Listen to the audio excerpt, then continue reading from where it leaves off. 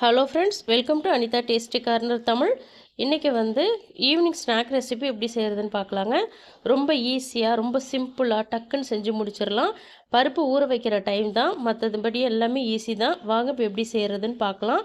அதுக்கு முன்னாடி நம்ம சேனலை சப்ஸ்கிரைப் பண்ணாமல் பார்க்குறீங்க அப்படின்னா மறந்துடாமல் சப்ஸ்கிரைப் பண்ணிக்கோங்க. இது போல் ஸ்நாக் ரெசிபி நம்ம சேனலில் ஏற்கனவே அப்லோட் பண்ணியிருக்கேன். இப்போ செக் பண்ணி பாருங்கள், உங்களுக்கு யூஸ்ஃபுல்லாக இருக்கும். இங்கே பார்த்திங்கன்னா ஒரு பவுலில் 1 கிளாஸ் அளவுக்கு பாசிப்பருப்பு எடுத்திருக்கேன். 1/2 கிளாஸ் உளுந்து எடுத்திருக்கேன். எடுத்துகிட்டு இதை 2லேருந்து 3 தடவை நல்லா கழுவி எடுத்துக்கோங்க.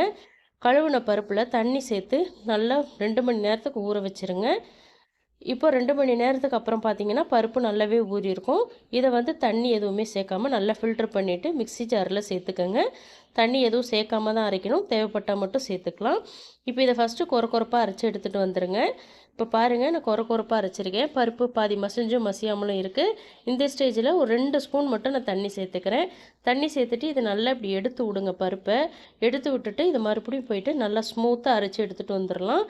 இப்போ அரைச்சிட்டு வந்த பருப்பை நம்ம பவுலுக்கு மாற்றிக்கலாம். இப்போ பாருங்கள், இந்த அளவுக்கு திக்னஸில் இருக்குது. இப்போ இது கூட இடித்து வச்சுருக்கிற மிளகு ஒரு 1/2 டீஸ்பூன் அளவுக்கு சேர்த்துக்கங்க. 1/4 டீஸ்பூன் சீரகம் சேர்த்துக்கங்க. பொடியாக நறுக்குன்னா கொத்தமல்லி இலை கொஞ்சமாக சேர்த்துக்கங்க, அதிகமாக சேர்க்க வேணாம். பேக்கிங் சோடா ஒரு 1/4 டீஸ்பூன் சேர்த்துக்கங்க. உப்பு தேவையான அளவு சேர்த்துக்கங்க. இந்த மாவை 1லேருந்து 2 நிமிஷத்துக்கு நல்ல விரல்களால் அடித்து பிசைஞ்சிக்கங்க. நம்ம பாசிப்பருப்பு அதிகமாக சேர்த்துருக்கிறதுனால போண்டா கொஞ்சம் ஹார்டாக இருக்கும். அதனால தான் நம்ம பேக்கிங் சோடா சேர்க்குறது. உங்களுக்கு தேவையில்லை அப்படின்னா நீங்கள் அதை ஸ்கிப் பண்ணிடலாம். இப்போ 5 நிமிஷத்துக்கு இந்த மாவு நல்லா ஊறட்டும். 5 நிமிஷத்துக்கு அப்புறம் தண்ணியில் கையை நனைச்சிட்டு இப்படி சின்ன சின்ன பாலாக எடுத்து எண்ணெயில் போட்டிங்க அப்படின்னா நல்லா அழகாக வரும். 5 நிமிஷத்துக்கு கண்டிப்பாக மாவை ஊற வச்சுருங்க. இங்கே பார்த்தீங்கன்னா எண்ணெய் நல்லா சூடு பண்ணி வச்சுருக்கேன். இதில் இப்போ போண்டா பொரித்து எடுத்துக்கலாம். போண்டா போட்டதுமே மேலே எழும்பி வருது பாருங்கள், இது போல் வரணும். எண்ணெய் நல்லா சூடாகிட்டுருக்குன்னு அர்த்தம். ரொம்ப எண்ணெய் சூடாயிடுச்சு அப்படின்னா மீடியம் ஃப்ளேமில் வச்சுருங்க. இப்போ எல்லா போண்டாவையும் போட்டு நல்லா பொன்னிறமாக வர வரைக்கும் நல்லா இது வேக வச்சு எடுத்துக்கோங்க.